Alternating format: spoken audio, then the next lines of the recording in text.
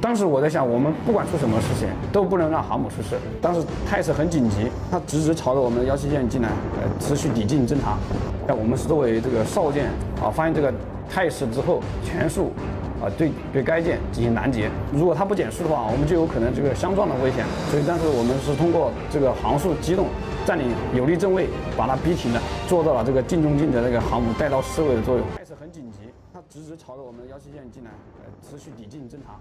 我们是作为这个哨舰啊，发现这个态势之后，全速对该舰进行拦截。如果他不减速的话，我们就有可能这个做到了这个近中近的那个航母带到示威的作用。执政化部署，那就必须要完成好任务。